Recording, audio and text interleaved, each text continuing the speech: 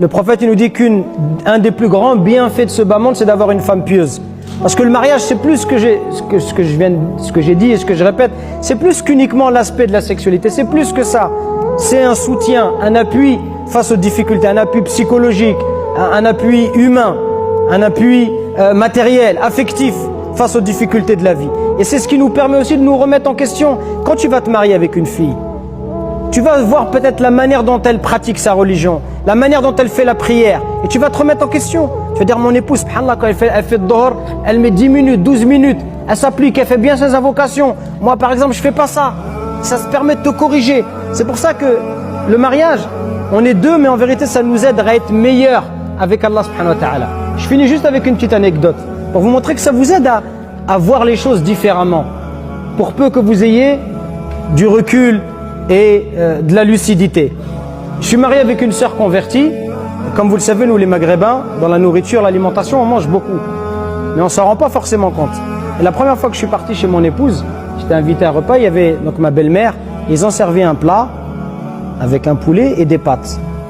Et quand sa mère elle s'est levée, elle a quitté la pièce, je lui ai dit, ce plat de pâtes là, ce plat de pâtes, il est que pour moi ou pour nous quatre? On était 4 personnes. Elle a dit, non, ça c'est pour nous 4. J'ai dit, wow.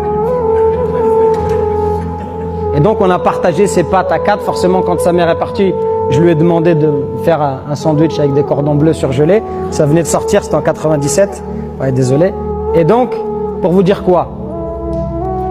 Ça te permet de te remettre en question. Et j'ai regardé dans notre éducation, nous les Maghrébins, et en fait, il y a une phrase quand j'étais petit que j'entendais souvent. Et par ça, je critique pas l'éducation de mes parents. Parce qu'il faut comprendre aussi pourquoi nos parents nous disaient cette phrase-là. Mes parents me disaient, mange, sinon tu vas avoir faim.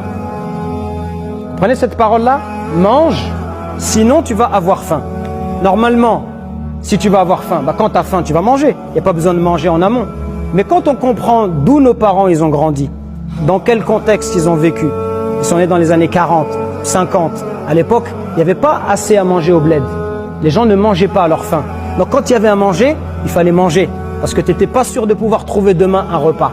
Donc la manière que nos parents ils avaient, et quand ils sont arrivés en France dans les années 50, 60, il y avait de l'abondance, il y avait beaucoup à manger. Mais eux, ils avaient gardé cet état d'esprit où peut-être demain il n'y aura pas. Alors il faut, si tu peux manger, vas-y mange.